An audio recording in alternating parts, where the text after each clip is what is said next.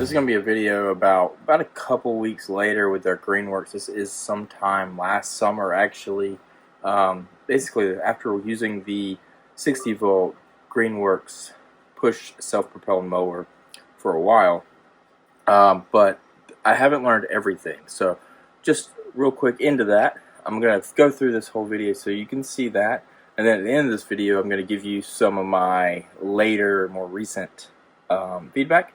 I'm going to actually make some more videos like this because I see that these can be useful and some people like them, so I'll keep making these videos.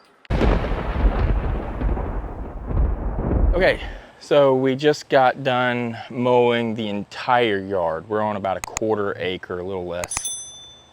Really steep hill, you'll see in some of these pictures, really steep hills with the 60-volt 21-inch self-propelled mower, as you can see here. And I think I got some things to learn about it. There was a couple of issues. So for one, I was mowing a little bit lower or shorter of a cut than what I normally would have, but it did get bogged down on a slump in the ground one time. And the interesting was, it wasn't that it couldn't overtake the power, but it wouldn't let me use self-propel afterwards until I shut it off and turned it back on, which was kind of odd.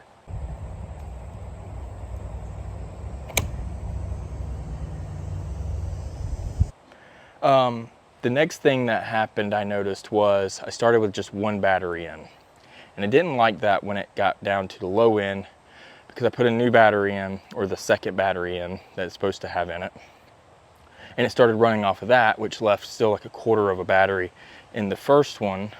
So as the battery was getting low, it was starting to bog down and it wanted to switch. It shut off again with the self-propelled, got bogged down, when the second battery got almost depleted and it was trying to switch over to the first battery again because it still had charge. And for whatever reason, it could not make that switch over. So the self-propelled motion, I could not get it to go back on. So I had to actually shut it off and turn it back on like 3 times before the self-propel would start working, and it started using that initial or that original battery to self-propel again. Now I did do the entire front yard, but I did not do the backyard because I mowed it earlier. So I used, you can see here, it says that I have a half a battery on the first battery, which is the one that has 2 bars, and a quarter of a battery on what was the second battery, which I find interesting because I ran almost down to a quarter on the first battery originally. It bumped back up. So there's some things there that I have to learn how to use it. What I think I'm gonna do next time is you run the tool with both batteries in from the beginning and see if I have a better experience. The other thing is, it says this thing should be able to mow like a half acre. Now I have a very substantial hill. I am using the self-propelled very often, and I'm using it at a high speed. I'm using it at the fastest self-propelled speed. But based on how much battery I had left, I went through essentially 1 1/4 of a battery, technically, mowing the front yard. So that's less than a quarter of an acre because it's only half of my yard. So the math isn't adding up. What I wonder, again, is if I have both full batteries in the mower and I don't start switching batteries around and stuff, if I have a better experience. Maybe I do. So we'll keep updated on that, but that's kind of my initial impressions of mowing with the front yard. Going up the hill, comparison to the gas, the power's there. It can go up the hill one-handed, as you can see here.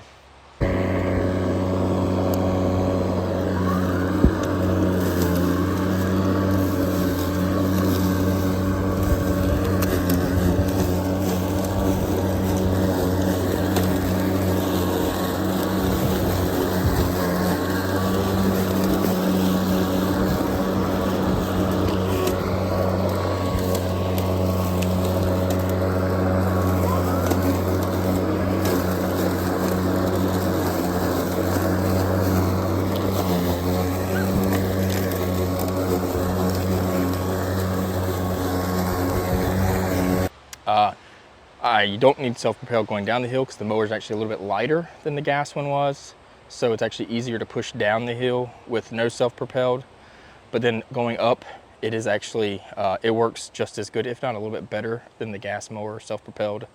And then the cut is very good, obviously. The bagger, I haven't had a bagger on my old mower, so what I did learn was that I go through a lot of filling up the bag. Just on the front yard there, I filled the bag up 4 times.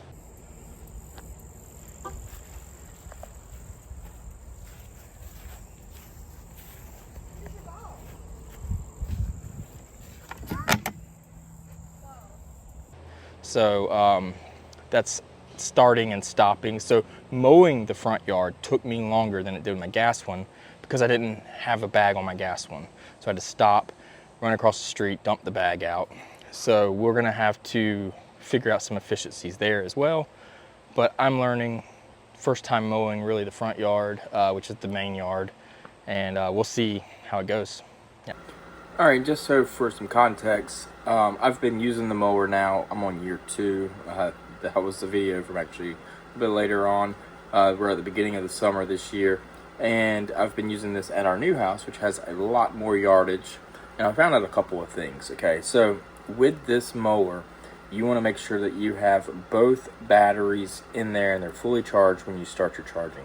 What it seems to be doing is when one battery goes dead, or it's really pulling all of the energy from one single battery, and as you get into like a difficult spot or you bog it down, it pulls a little bit of energy from the second battery.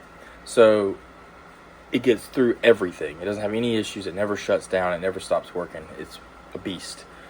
But once you run it fully and deplete one of the first battery, then it doesn't have that second battery to kind of pull from. So then actually you can bog it down and it will shut down the self-propel. You don't have to push it and mow it until it kind of recycles. And that can take anywhere for like 60 seconds, somewhere around that sometimes, for you to be able to use the self-propel again. I don't know the reason for that. It's like it just got a little overheated or something.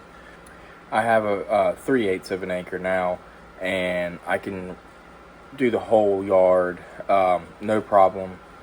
And with the 2 batteries, I usually deplete 1 battery after doing the entire yard, so I don't have any issues. But just know, if you are going to do any like hilly terrain or bogging down, you'll need to do that first while you have both batteries available.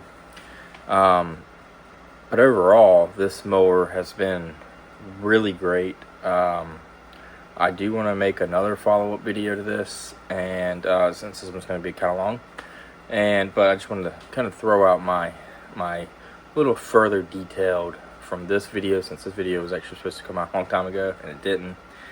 So we're gonna continue these going forward. So like, subscribe for more videos like this. Again, my channel is mostly about automobiles, EVs, and Teslas and other EVs.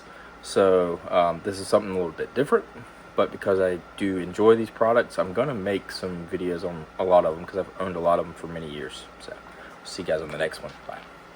Yeah, so like, subscribe. We'll keep talking about some of these Greenworks tools and my impressions of them, along with all the rest of the tools that I use, and we'll see you on the next one.